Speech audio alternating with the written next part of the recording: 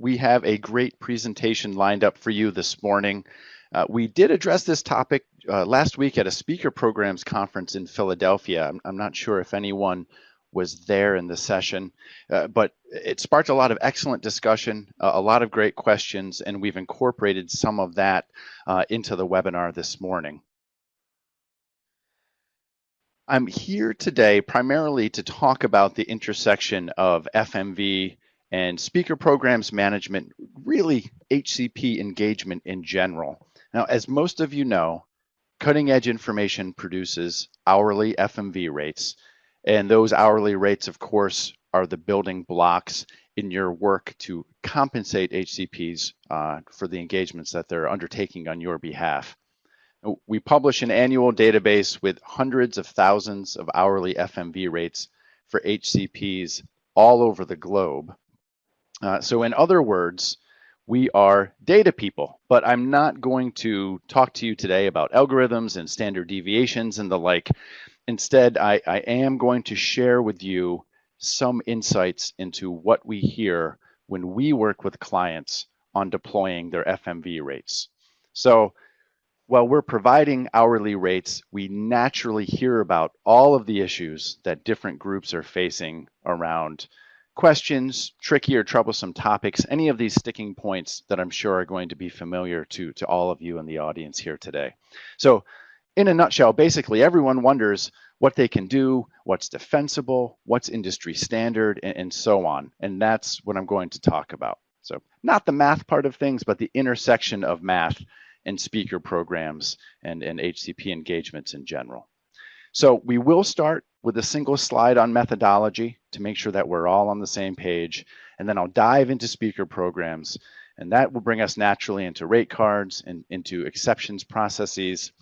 And then to close out the morning, I'm going to address two areas that have generated a lot of questions and interest recently, which are FMV rates around advanced practice professionals, or I'm sorry, advanced practice providers and allied health professionals, so your APPs and your AHPs, as well as travel, which is a constant source of questions and frustration. So how do companies handle travel? All right, so let's jump in. I do have a single slide on our methodology, and I want to just level set the entire group so you understand where our data is coming from. And so here's the thing to keep in mind as we're talking about all of these different topics this morning. What we're doing is developing true FMV that reflects the value of an hour of a given HCP's time. So our data science gets us to that point. The product of that process then impacts all of you as you set your rates and as you engage HCPs and address reporting requirements and so on. So where does all that data come from? Well, we run an annual data collection initiative. I know many of you have been a part of this. So we field surveys, excuse me, and then we also collect rate cards directly from the industry, directly from life science companies. So we're talking pharma, biotech, medical technology, so your device and diagnostic companies and so on. And overall, that means that we have collected hundreds of thousands of rate observations around the world. And we put all that data through a model that then incorporates other factors such as GDP, different types of companies. You have regional factors that may get into some socioeconomic or socio-political components, as well as other economic indicators. And that's what produces our hourly FMV rates. Salaries also in there. We're often asked about salary. It's part of the model too, although we're careful with it because we found that it actually winds up being a relatively poor indicator of actual FMV for any given type of HCP. But all of that stuff goes in. That's how the sausage is made. And the topics that we're now about to discuss are directly connected to that process, of course, but the knowledge that we have and that we'll be talking about today is actually a byproduct of doing this kind of work with so many companies. So let's get into speaker programs. What happens when you've deployed your FMV program to the field and your internal end users are using the information? With speaker programs, or with any kind of rate program in general, one of the first things that we take a look at is how companies set their compensation systems. And the first thing we see is that rates are deployed along one of two lines. So you have an hourly rate approach and you have a flat fee approach. So you can think of these as being at different ends of the spectrum of the sort of DIY spectrum for your users.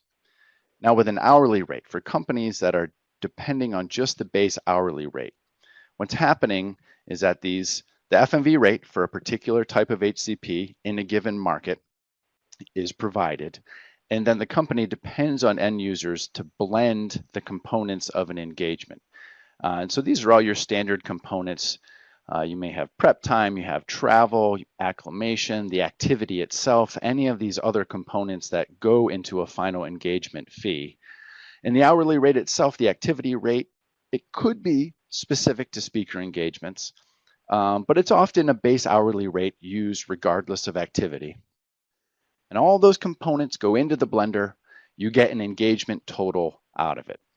Now, the other approach, of course, is to use a flat fee, and we see these in a lot of rate cards. So what this is doing is providing a fee for the whole engagement. It's built on those hourly rates, but the building blocks, the rates themselves, may or may not be obvious. It just depends on the company and their approach. And we'll talk about that a little bit more in rate cards. But nonetheless, your flat fee is going to incorporate reasonable assumptions for prep time, travel, all of those different components. And what you have as a result is essentially a set of guardrails for the level of compensation that should be provided for a particular type of engagement. Now, I've talked about prep time a couple of times already. It always comes up in this context. And we see different approaches to prep time for speaking events. And we field a lot of questions around it. So the basis of prep time is that same base hourly rate. So you're paying the same base hourly rate to your speaker.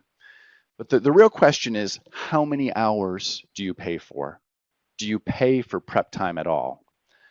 And I'm sorry to say we don't have an easy answer for you because there's no solid industry standard yet that we have observed. But we do know that when prep time is paid, as we look across all of these rate cards, when prep time is paid, we typically see something around 2 to 4 hours or so for an hour-long speech. At the same time, a single hour of prep time is not at all uncommon. It's almost your base unit of prep time, I suppose. And we definitely see situations in which 0 hours of prep time are included. And that's usually just because that's the company's policy. And actually on that note, I do want to say that the key for all of these elements is consistency and documentation. That goes for everything that I'm talking about here today. And I know you know this, but it really gets harped on and it's important. As we talk about any of these components, we see clients really focused on having a rationale for their policies, documenting it, keeping it consistent, and then documenting applications of it, especially when there are deviations from the standard for one reason or another.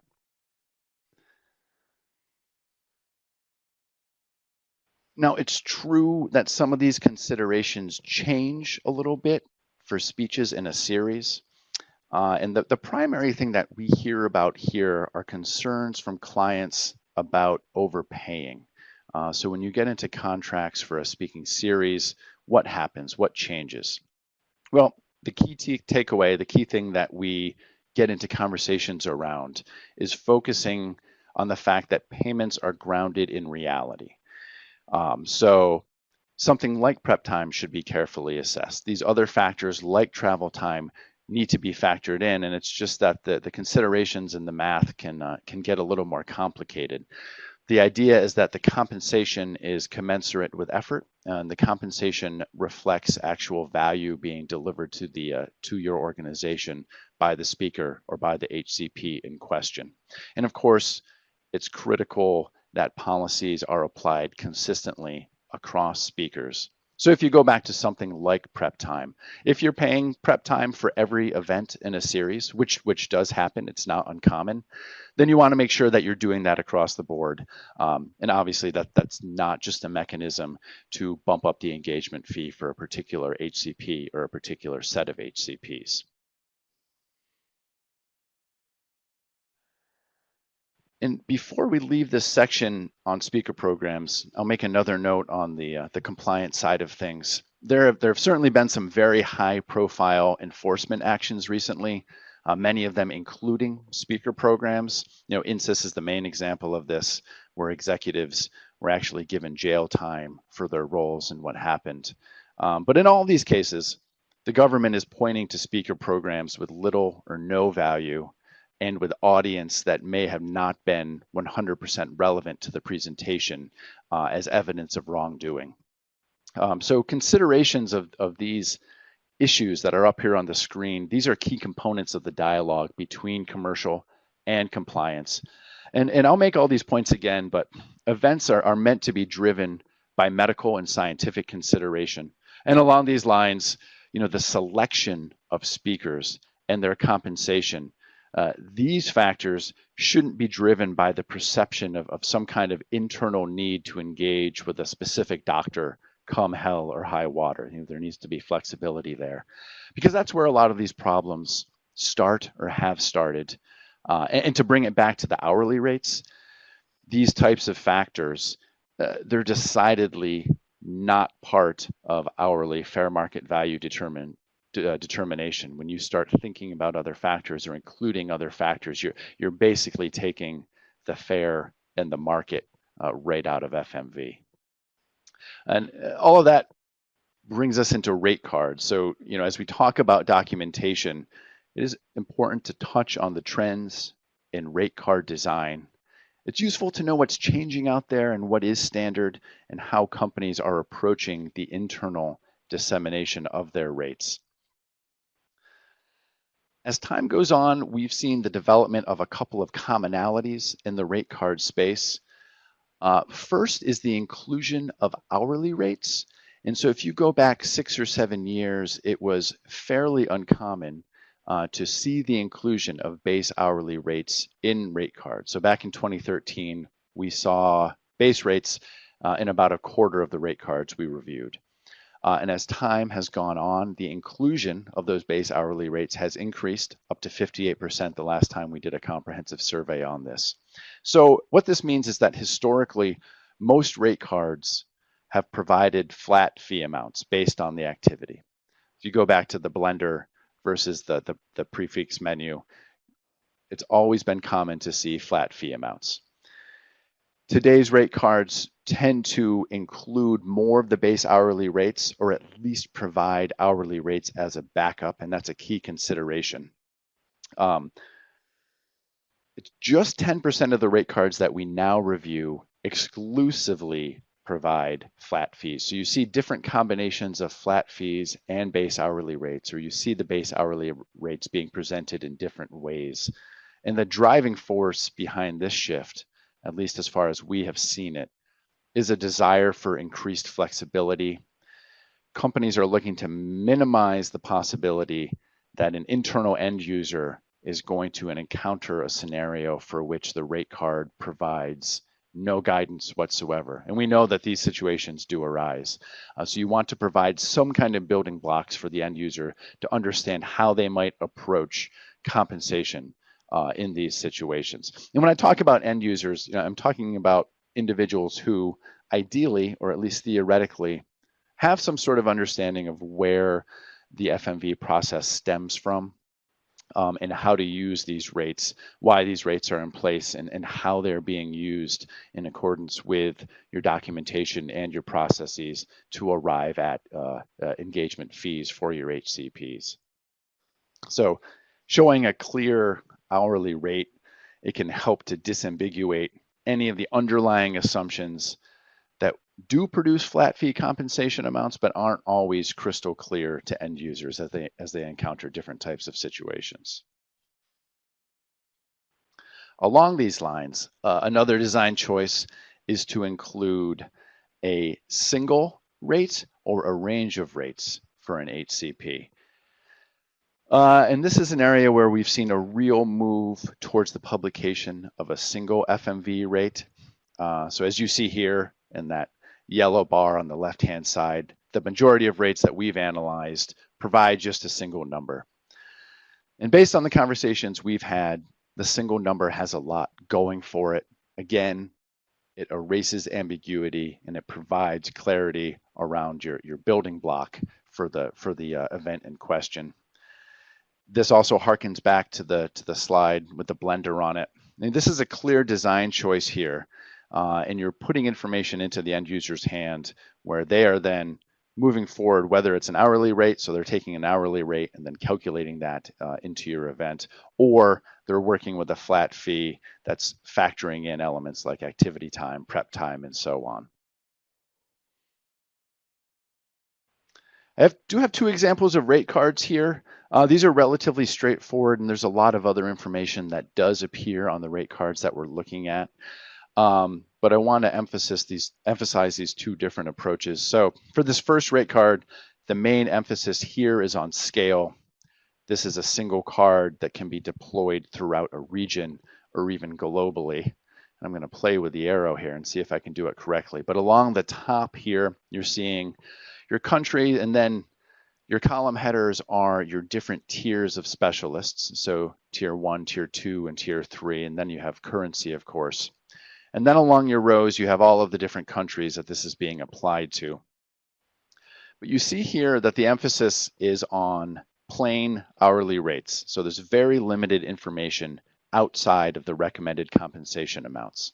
And we do see rate cards that look very much like this, where there's not a lot of additional information.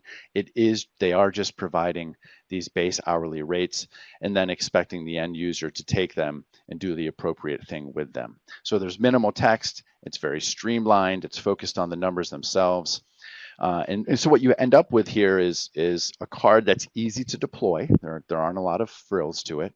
It's scalable across markets because you can add and subtract markets fairly easily.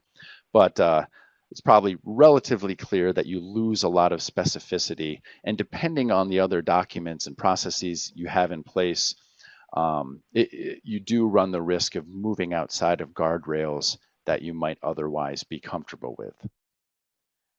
Now, the other end of the spectrum is a rate card that is focused on a single type of activity. So in this case, it's speaker programs. And there's a clear emphasis on the fact that this rate card is just for speaker programs.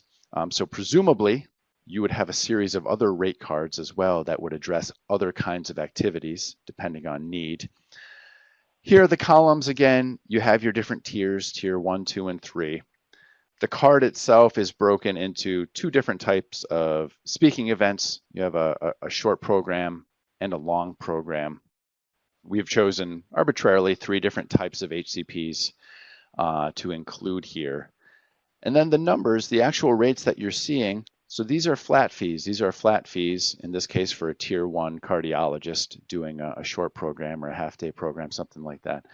And you get a final number for the end user to apply to the engagement itself. It's detailed, it's focused on process. It is relatively inflexible in that it's activity specific. It's focused just on speaker programs. So that's a pro and a con. And also it is a little bit opaque because we're not seeing any of the underlying assumptions that are going into these flat fees. We understand that it's incorporating things like travel and prep time and those factors, but you're not seeing how the sausage is made. We spent a long time talking about base hourly rates a few minutes ago, and you're not even seeing that on an example of a rate card like this.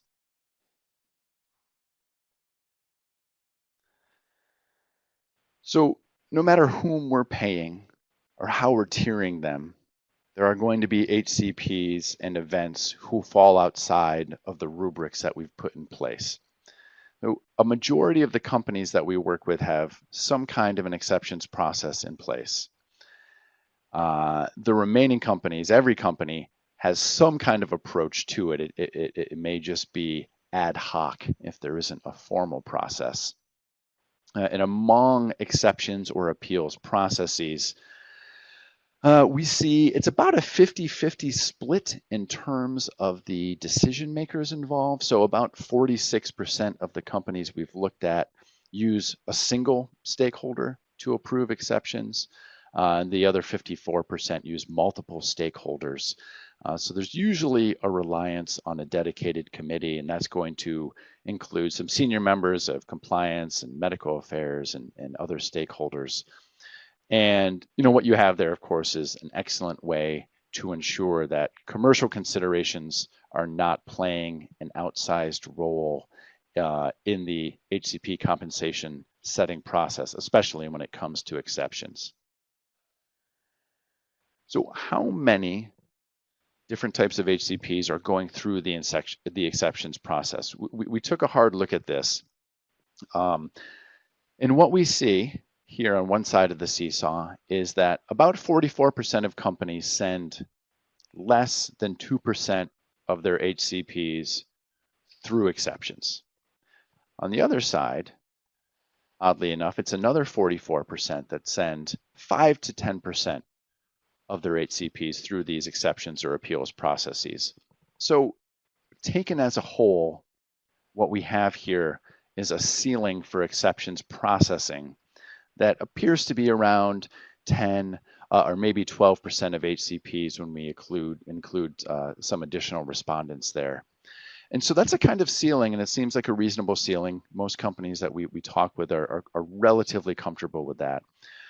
Because once you move beyond this range, once you move beyond about 10%, what you're really talking about is creating a whole new tier. And we know that compliance groups tend to get a little prickly when they start to see a lot of HCPs going through the exceptions process, and that tends to lead to internal discussions of how you could change tiering or change the FMV program to account for some of these individuals. Again, clients are making sure that the process used for exceptions is being driven by those medical and scientific considerations and not by commercial incentives and not by a need to engage with a particular HCP.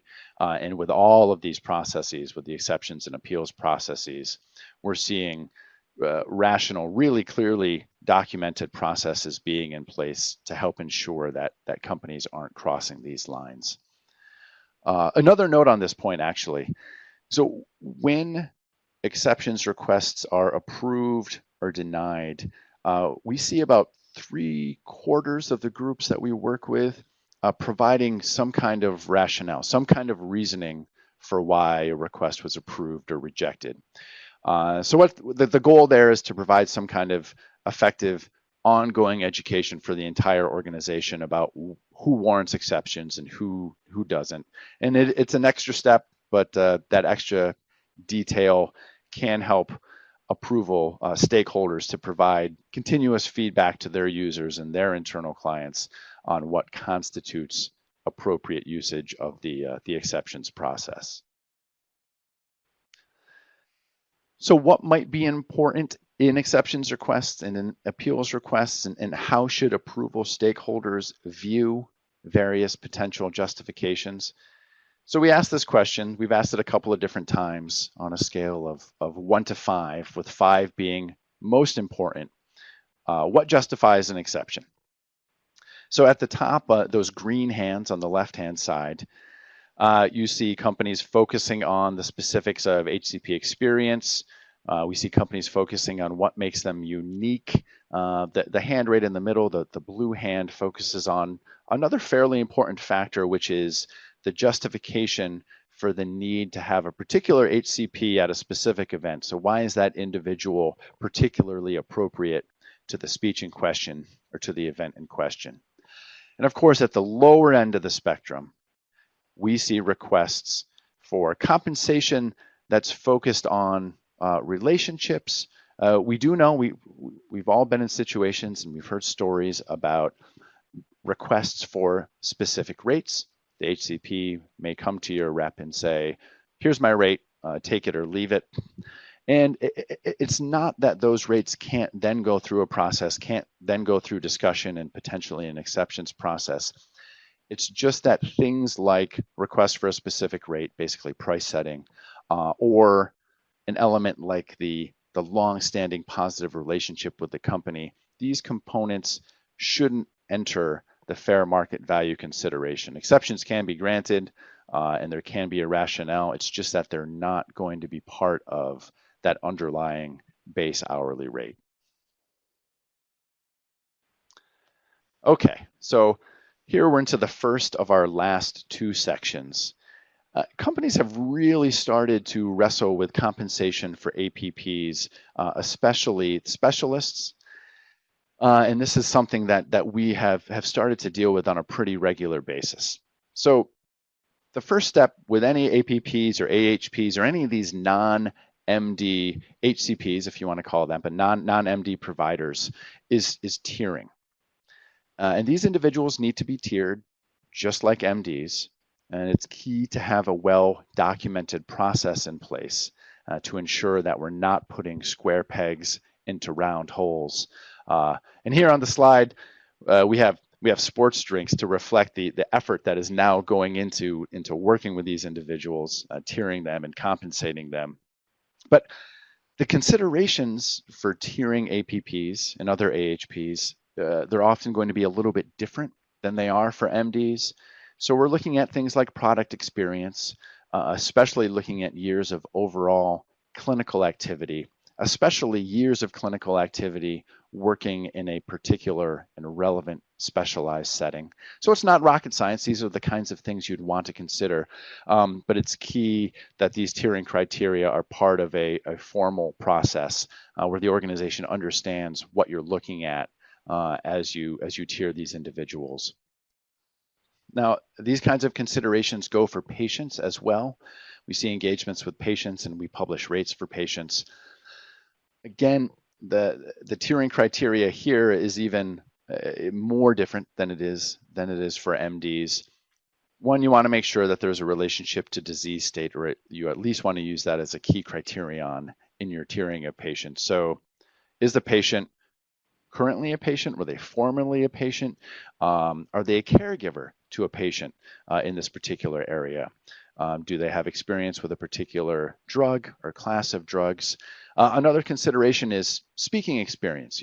Can they get up in front of a room? Can they communicate with individuals effectively? And that's a key consideration, especially when you get into some of these classes of speakers.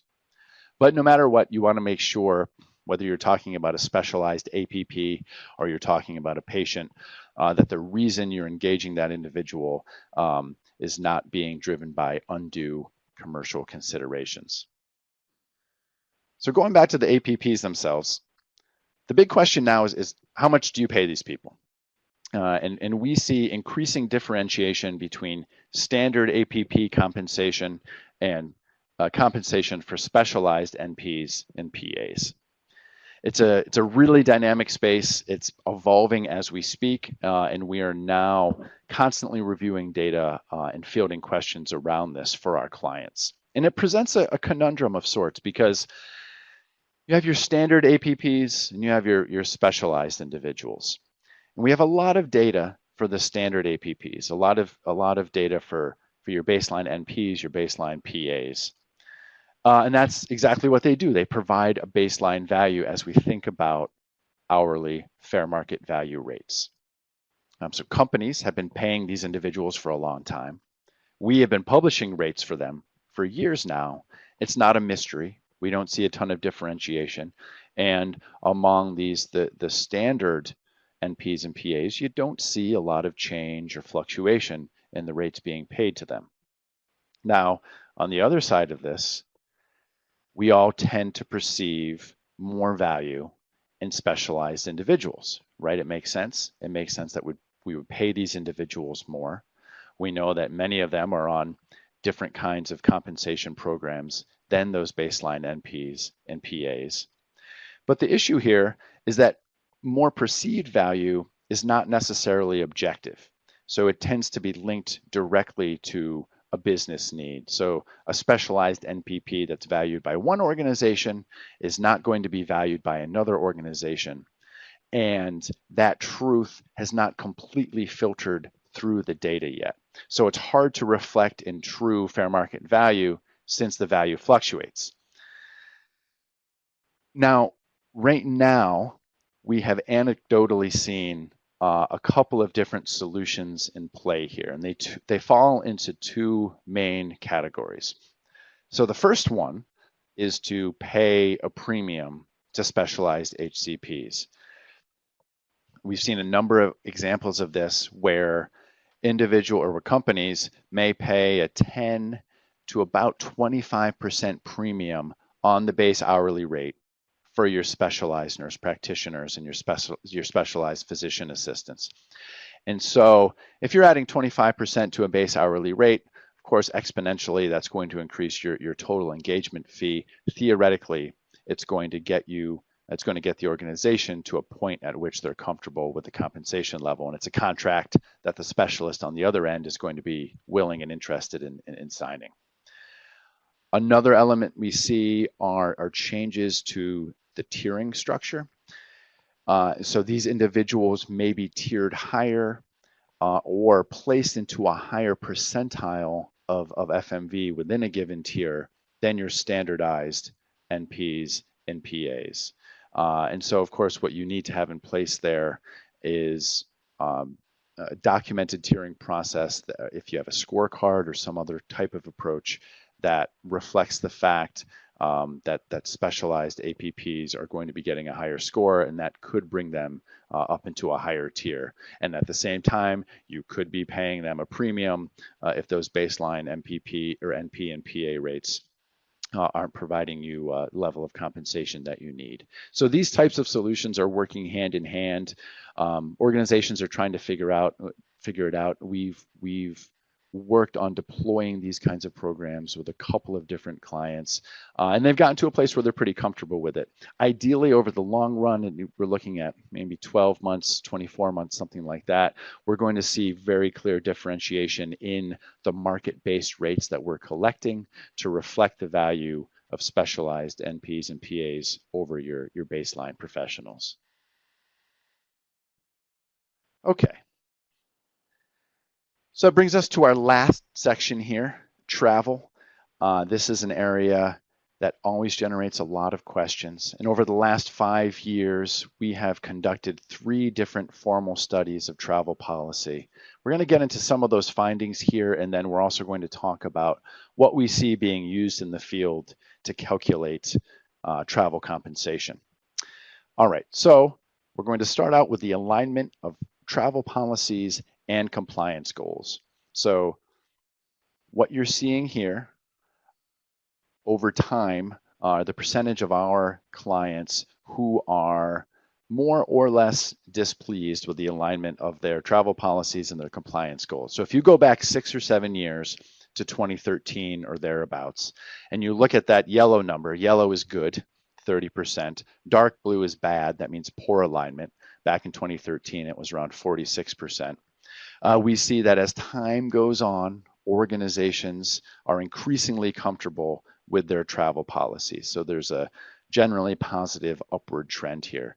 And this reflects the level of standardization in fair market value and the level of standardization in HCP compensation programs.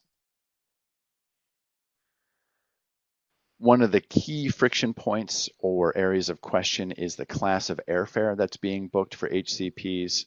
No matter how well designed your travel policy is, questions do still arise around factors like this one.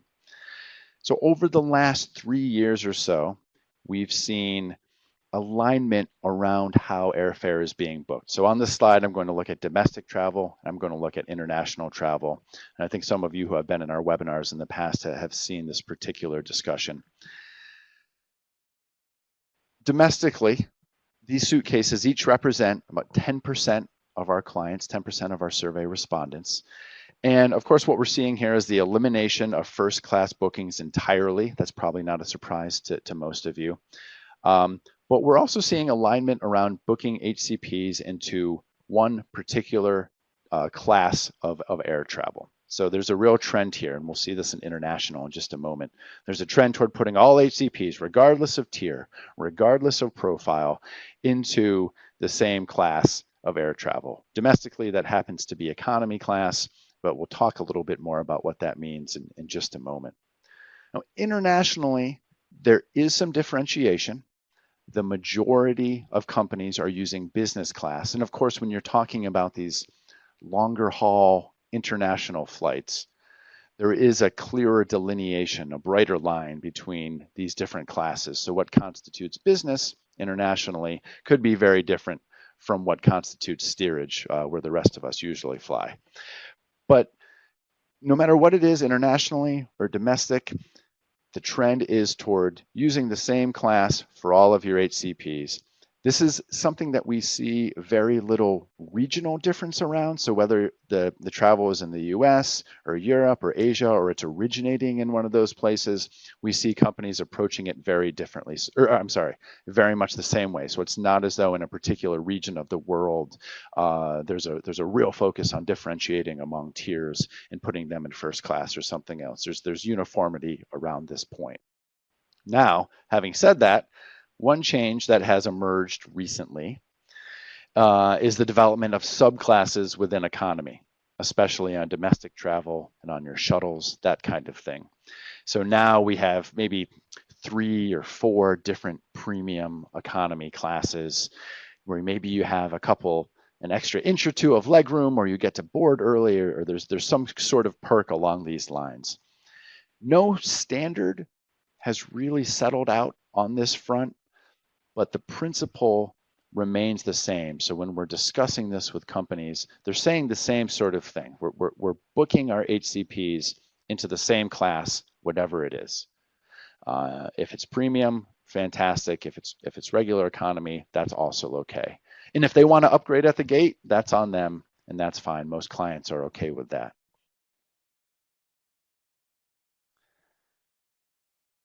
So when you're talking about compensating for travel, the question inevitably arises about how many hours to pay the HCP for. And what we've seen is the industry coalescing around this 50% rule of thumb, where companies are paying half of the base hourly rate for travel. There are companies that pay less than 50% of the hourly rate, and let's not fool ourselves here. That basically usually means that they're not paying for any travel at all. And the number's small, it's only 6%, but there are a number of organizations out there who don't pay for travel. It is not uncommon. It's not weird. It's that way because of company policy or other sensitivities internally. And it certainly makes the calculation of travel very, very straightforward. On the other end, you have companies who are paying more than 50% of the hourly rate. Usually that means that they are paying the full hourly rate for travel. So if an HCP is getting 5 hours of travel, they're getting 5 hours of their base hourly rate. But then right in the middle, the fat middle of our curve here is the majority of companies paying 50% of the base hourly rate. And there's a lot of standardization around this. It's something that a lot of companies have come to accept. Now, the way that we often see this applied is via distance intervals. So this is where a certain set number of hours is being applied to different travel distances. So at the near end, distance 1, an HCP may get a single hour of compensation for it. And then as the distances increase, you get different number of hours paid. This helps to standardize the payment structure. It helps to put those guardrails in place, and it reduces vulnerability to complaints about impropriety in terms of the total hours compensated, so the total numbers that are going into a contract or into an offer. So when you put it all together, you would get the math for an interval system.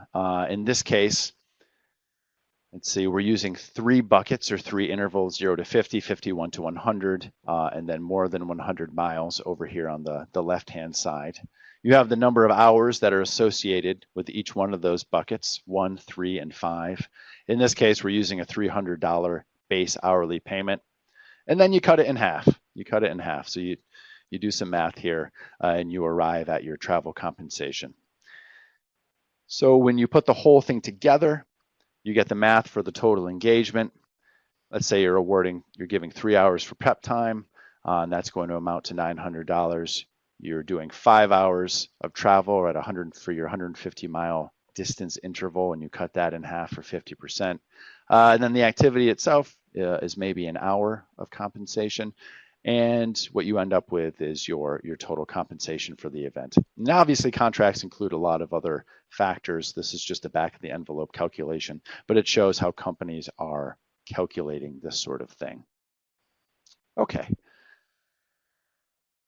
That pretty much brings me to the end here, but we've talked about a lot of things on the micro level, and I want to step back and take a look at the macro level if I could. So what we see is that the FMV deployment process involves a lot of the same steps across different companies. Sorry about that. It looks like we had some technical difficulty.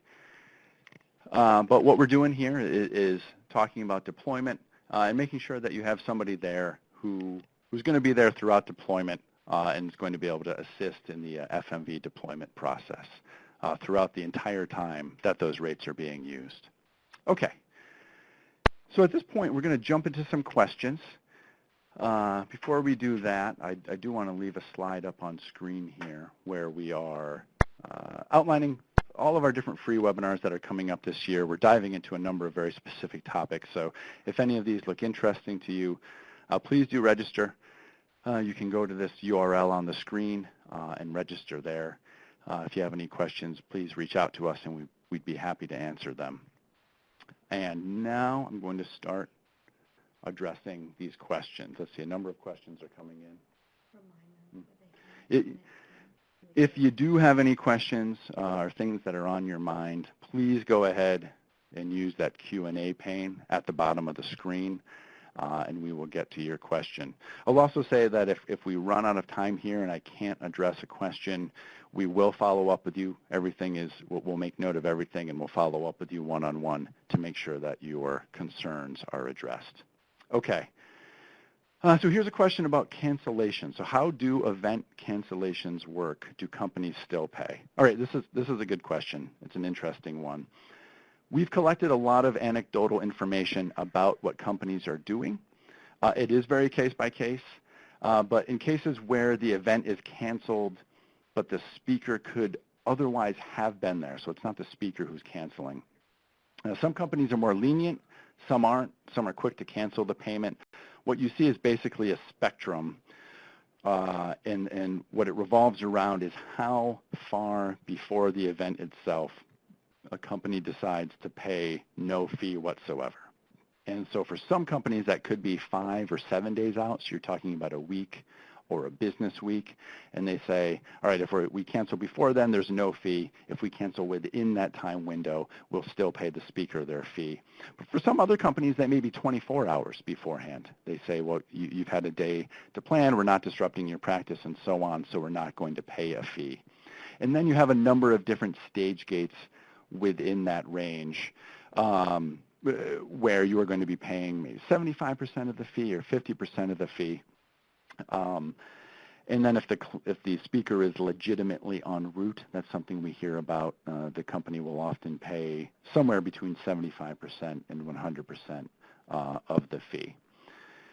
But the important thing here, again, is to have a policy, have it spelled out in the contracts themselves so everyone understands what's going on, and then document it appropriately, especially if you have a cancellation.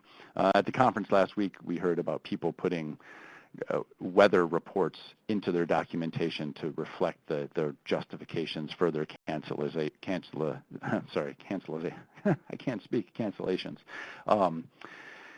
So you want to make sure that information is going in there so down the line you understand why certain decisions were made.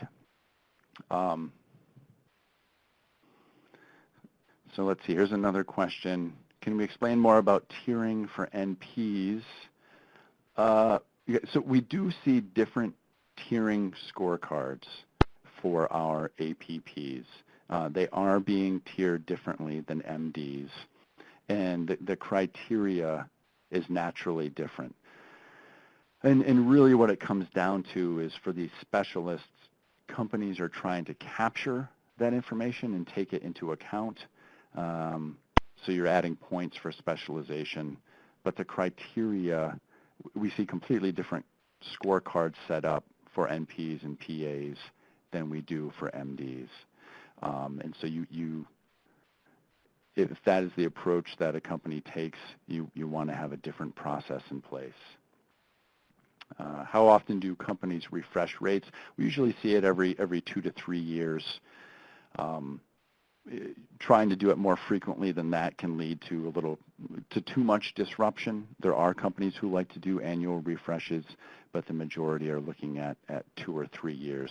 That gives organizations time to get the rates into the field and to make sure end users are comfortable with the process before you go and change everything up. It also gives your contract cycle time to play out with HCPs before all the numbers change again. Okay, we have a question here. How prevalent, or what percentage of your clients use product experience when selecting speakers? And how do they implement this with appropriate guardrails? So this is a good question. We know that product experience or experience with a particular product or set of products, of course, this is part of the consideration, right?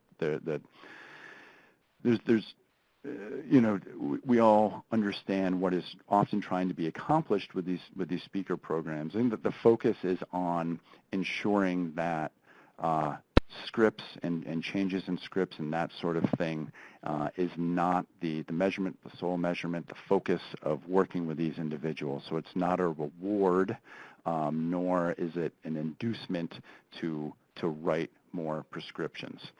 Now, we do see examples where familiarity with a certain type of product comes into play here. This may be true in the biologic space. We've been doing a lot of work there among both MDs and APPs, where biologics experience is pretty focused, and it's going to be nested in some individuals, and it's critical that they have that familiarity with the product and understand what's going on there, and that makes them an appropriate speaker. This is very true in the medical device space as well, where individuals who are performing procedures are the ones that you want speaking and engaged with the company. Okay. I have time for another couple of questions here. How do you handle pushback on rates? All right, this is a good one. This is something that constitutes a lot of our time on the client service front, because we've all heard the line about everyone, an HCP comes to you and says, well, everyone else is paying me more. And then it's hard to know the truth of that. It's hard to understand exactly where those other numbers are coming from. And what we've seen here is that there are lots of reasons for rate pushback. And so it could come down to the individual. Is it an HCP or even an internal rep who has a track record of angling for higher payments? We know that happens. So organizations tend to be pretty good at keeping an eye out for that and at seeing a pattern when there is one, and then taking action around that. And that could be a conversation with the individual. It could be severing ties with the individual. There's a range of different appropriate actions there. But it could also be a question of contracts being built differently. So if one company is paying a lot for prep time and for travel, that contract is going to look bigger, even if the base hourly rates are actually lower. And the HCPs don't necessarily understand how the sausage is being made. All they see is one high number and one low number, and they think that you are trying to lowball them.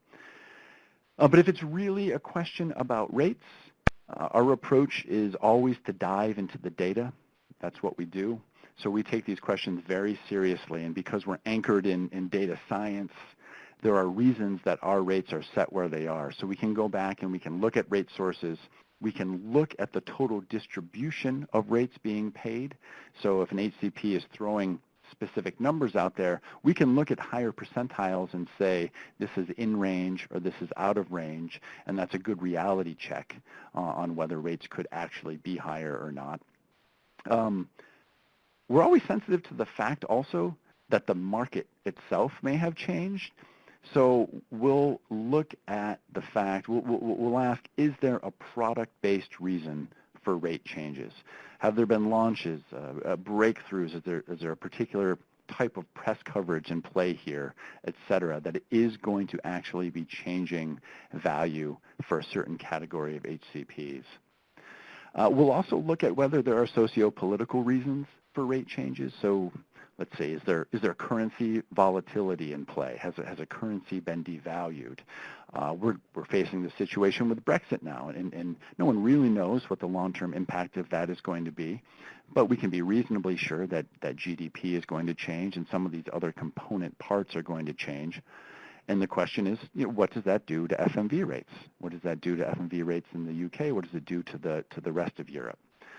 And then, of course, there are always examples of unrest and conflict and so on, which are unfortunate on a human scale, certainly, and then create chaos within the data potentially. So we'll look at those factors and try to get a real sense of where rate pushback is coming from. I'm going to cut the questions off there. We do have a few more, but I know we're running out of time. So if you do have more questions, feel free to ask them in the Q&A pane. Feel free to email us. We will address them one-on-one with you. Otherwise, thank you so much for attending and giving us your time this morning. We look forward to working with you and to having you in the audience at more of these events. Thanks, everybody. Have a good day. The leader has disconnected. The conference will be terminated in 5 minutes.